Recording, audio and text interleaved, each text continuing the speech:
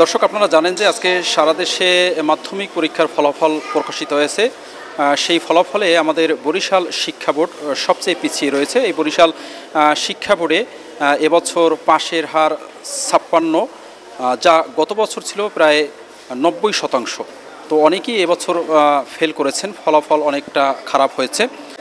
আরেকটু বিষয়ে আপনাদেরকে বলে রাখি যে বিগত আওয়ামী লীগ সরকার আমলে আপনারা জানেন যে শিক্ষা ব্যবস্থার ১২টা বেজেছিল।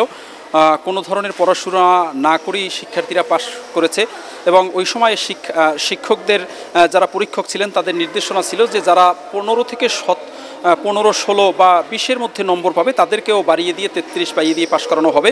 যে কারণে বিগত আওয়ামী লীগ সরকার আমলে আমরা দেখেছি যে প্রত্যেক পরীক্ষার সময় পাশের হার ৯০ ছাড়িয়েছে।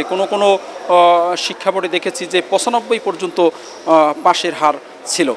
কিন্তু এই অন্তর্বর্তী সরকারের অধীনে এবছর প্রথম যে এসএসসি পরীক্ষা অনুষ্ঠিত হয়েছে সেই পরীক্ষা ছিল খুব সুষ্ঠু এবং শান্তিপূর্ণভাবে সেই পরীক্ষা অনুষ্ঠিত হয়েছে এবং অনেক কড়াকড়ির মধ্যে এই পরীক্ষা হয়েছে এবং উত্তরপত্র দেখার ক্ষেত্রেও নির্দেশনা ছিল যে কোনো রকমের পাশ করিয়ে দেওয়ার যে প্রবণতা সেটি দূর করতে হবে এবং যারা প্রকৃতপক্ষে পড়াশোনা করেছেন, যারা ভালোভাবে লেখাপড়া করেছেন তারাই আসলে এই পরীক্ষায় পাশ করেছেন।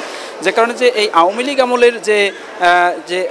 আমলের যে পরীক্ষায় পাশ করিয়ে দেওয়ার যে একটা প্রবণতা এসেছিল, আওয়ামী লীগ আমলে পাশ করিয়ে দেওয়ার যে একটা প্রবণতা ছিল সেই প্রবণতা এবছর ছিল না বিধায় কিন্তু ফলাফল অনেক খারাপ করেছে।